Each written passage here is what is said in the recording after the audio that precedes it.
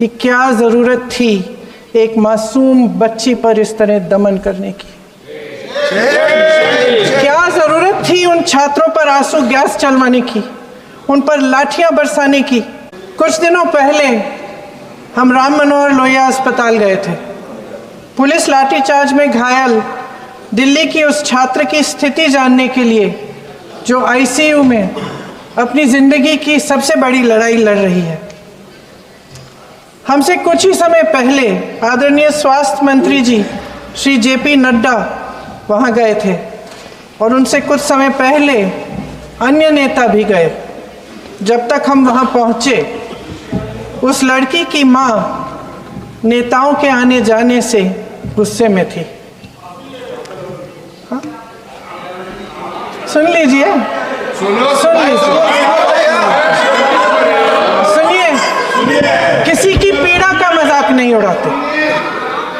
कोई भी हो, किसी की पीड़ा का मजाक नहीं उड़ाते। बिल्कुल। आप संसद में बैठे हैं, निशिकांत जी आप बना रहे हो। जब तक हम वहां पहुंचे, उस लड़की की मां नेताओं के आने जाने से गुस्से में थी। किस लिए आए हो? उसने आईसीयू के दरवाजे के बाहर खड़े होकर हमें पूछा। हमारे सामने कांपते हुए हाथ जोड़े कहने लगी कि धन्यवाद, आप आए हैं, ठीक है, मगर मुझे किसी से नहीं मिलना, मुझे किसी से बात नहीं करनी। महोदय, उस माँ की पीड़ा से उसका पूरा शरीर कांप रहा था, लेकिन उसने दृढ़ आवाज में कहा, सुबह से बड़े बड़े लोग यहाँ आ रहे हैं, एक के बाद एक वीडियो बना रहे हैं। वह भी आए जिन्होंने मेरी बेटी का ये हाल किया है। किस लिए? उसने हमसे पूछा। किस लिए? मेरी बेटी की बलि तो चढ़ गई है, लेकिन उसे कुछ भी हो जाए तो मैं उसके लिए अपने आप लड़ूंगी।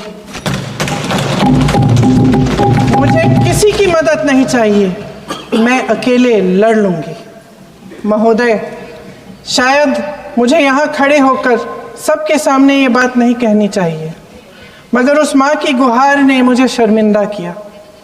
उसके दिल के टूटने की वो आवाज़ जो अस्पताल की दीवारों से में गूंज रही थी, मेरे मन में अभी भी गूंज रही है। इसलिए उस माँ की इजाज़त लिए बिना मैं आपके द्वारा आदरणीय प्रधानमंत्री महोदय जी और आदरणीय गृह मंत्री महोदय जी से पूछना चाहती हूँ